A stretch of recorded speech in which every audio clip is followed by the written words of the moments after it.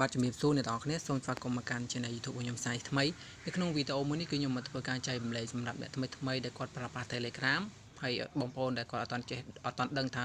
អត់ទាន់ដឹងកន្លែងឆែកថាមើលមានគេខ្លះដែលគេចូលក្នុង Telegram របស់យើងតែយើងអត់ដឹងអញ្ចឹងណាអញ្ចឹងវីដេអូនេះគឺសម្រាប់អ្នកថ្មីអញ្ចឹងណាអ្នកនរគ្នាអញ្ចឹងបើសិនជាបងប្អូនគាត់ចាស់ហើយគាត់អាចធ្វើការអ៊ំលងក៏បានដែរឬក៏អាចមើលផងក៏បានដែរអញ្ចឹងបើសិនជាអ្នកនរគ្នាដែលថ្មីកុំភ្លេចចុច Subscribe និង Like Channel YouTube ខ្ញុំអ្នកមួយផងអ្នកនរគ្នាអូខេអញ្ចឹងដើម្បីយើងធ្វើការឆែកមើលតើមាននរណាម្នាក់ដែលគាត់បានចូលក្នុង Telegram របស់យើងដោយយើងអត់ដឹងខ្លួនណាអញ្ចឹងអ្នកគ្នាគាត់ធ្វើការចុចលើចូលក្នុង Telegram របស់យើងហើយអ្នកគ្នាចូលកន្លែង Setting បាទចុចកន្លែង Setting ហើយបន្តទៀតអ្នកគ្នាមកចុចរកពាក្យថា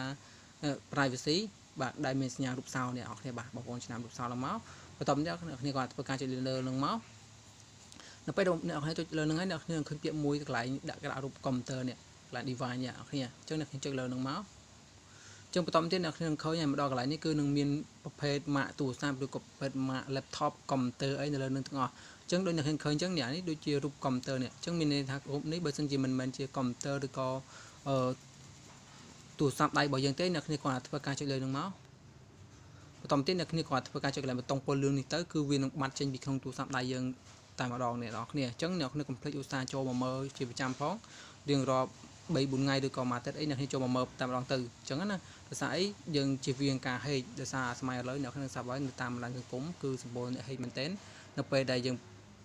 ប្រើប្រាស់យើងអត់បានពិនិត្យមើលគេនឹងចូលហេកក្នុង Telegram របស់យើងហើយអញ្ចឹងបងប្អូនប្រើប្រាស់បងប្អូនគួរតែតាមមើលផងអញ្ចឹងណាអូខេអញ្ចឹងវីដេអូមានតែប៉ុណ្្នឹងឯងអ្នកគ្នាពីរបៀបការឆែកមើលតើមានអ្នកណាគេចូលហេកនៅក្នុង Telegram របស់យើងអញ្ចឹងបើសិនជាបងប្អូនមានចង្អុលអ្វីបន្ថែមទៀតអ្នកគ្នាអាច comment សួរបានអញ្ចឹងណាបើខ្ញុំចេះអីទៀតខ្ញុំនឹងប្រាប់អ្នកគ្នាបន្ថែមទៀតពីការធ្វើវាអញ្ចឹងណាអរគុណជួបខ្ញុំនៅវីដេអូក្រោយទៀតបាទ